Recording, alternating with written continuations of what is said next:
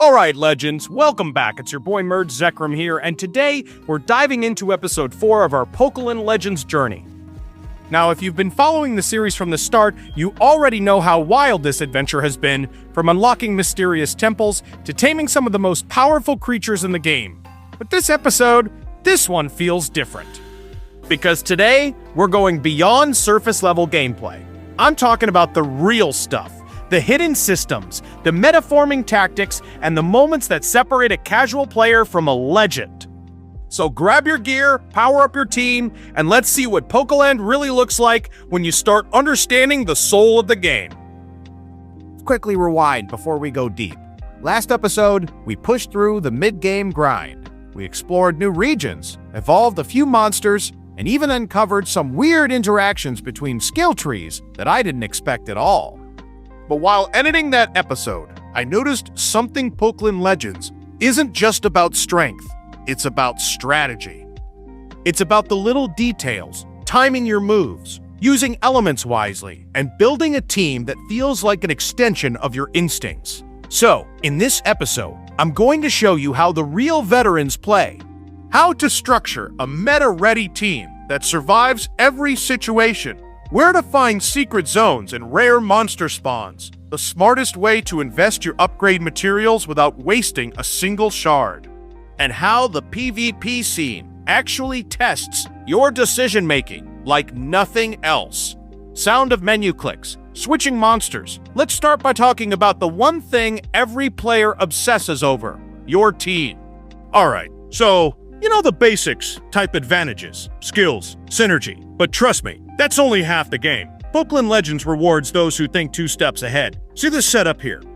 I'm using my Fire-type heavy hitter up front, backed by a healer with a defensive buff. Why? Because the game AI loves to focus on your top attacker. If you play smart, you can bait them into wasting their moves. You've got to understand your opponent, like a chess game, predicting moves, countering builds, and forcing mistakes. The ideal meta team right now. It's all about balance. One strong attacker with multi-target capability, one control-type monster who can paralyze or reduce damage output, a tank who can soak hits and buff defense, and that one wild card, a support or hybrid type that you rotate based on enemy composition. But here's the thing that most miss. The AI difficulty scales with your progress. So the more you evolve, the smarter the enemies get. That means you need to keep your strategy fresh, rotate your lineup every few zones, and test elemental synergy before every big battle. That's what separates a top-tier player from someone stuck in early game limbo. Alright, let's get practical. Everyone loves shiny gear and flashy upgrades, but here's where most players burn themselves out. I've seen people pour everything into one monster, and 3 zones later, they realize they've got no materials left for evolutions or awakenings. Don't do that. Instead, focus on efficiency.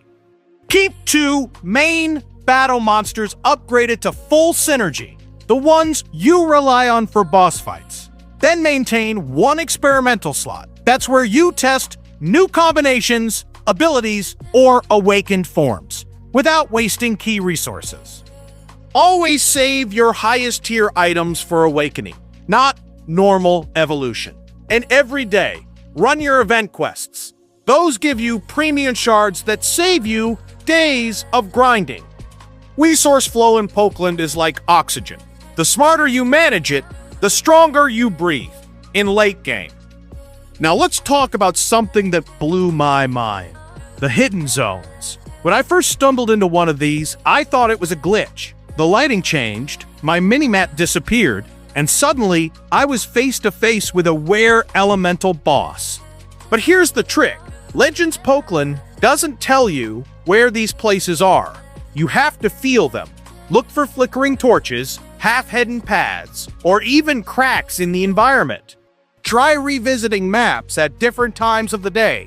Nighttime runs sometimes trigger rare monster spawns or secret dialogues that lead to exclusive quests. Oh, and pro tip, weather plays a big role too. Certain monsters only spawn during fog or storms, and if you use elemental buffs while exploring, You can actually trigger special events faster. That's why it's called Pokeland Legends, not because of power, but because of the discovery. Sound of catching rare monster. And when you finally capture one of these creatures, the thrill hits different, bro.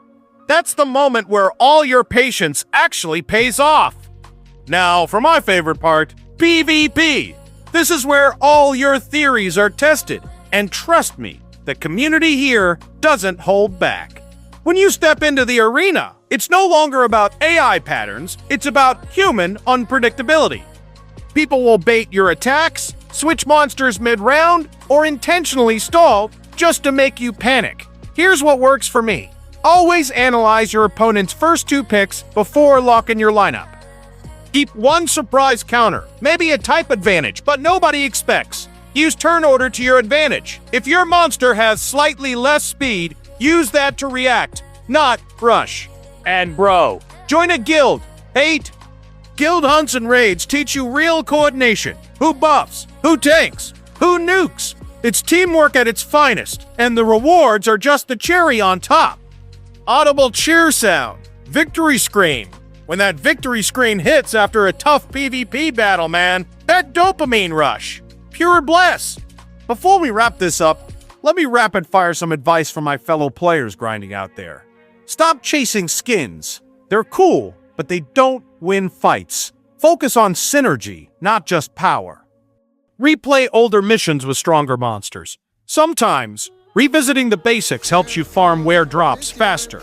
Don't ignore your dailies. They look boring, but they literally fuel your growth. And last, enjoy the process. Every failure teaches you something that grinding never will. All right, Legends, that wraps up episode 4. And if you've made it this far, you're not just watching, you're learning the game's heart. We explored the meta, hunted secrets, optimized resources, and battled it out with real opponents. In episode 5, we'll step into the Advanced Awakening system, explore the lore behind the legendary Guardians, and maybe, just maybe, unlock something hidden beyond the world we've seen so far. David, I see you in love in detail. So, hit that like button, drop your best team comp in the comments, and let me know what monster carried you through the hardest fight. Till next time, this is Merge Zekrom, signing off. Stay strong, stay smart, and as always, keep catching those legends.